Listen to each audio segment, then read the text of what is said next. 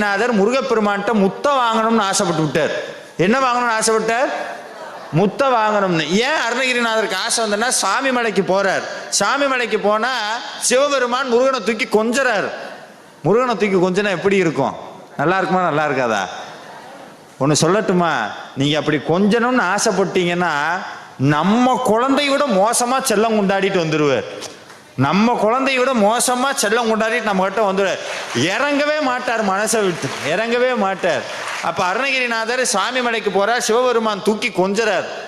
ஐயோ என்னுடைய தங்கமேனு மாறி மாறி முத்தம் கொடுக்கிறார் முருகப்பெருமானுக்கு. கையெல்லாம் செவந்து இருக்குது, செக்கச்சவையேன்னு இருக்குது குழந்தை. சின்னஞ்சிறு பிள்ளை, செங்கோட்டு பிள்ளை, வள்ளிக்கு வாய்த்த மாப்பிள்ளைன்னு கொஞ்சறார். அப்படியே அருணகிரிநாதர் ஓரமா நின்று பார்த்தார். நம்ம என்னதான் முருகனுடைய அருள் வாங்கியிருந்தாலும் 1000 தான் இருந்தாலும் அவரு தானே அப்பா, அவர்கிட்ட தானே முருகன் போவான் அப்படின்னு ஓரத்துல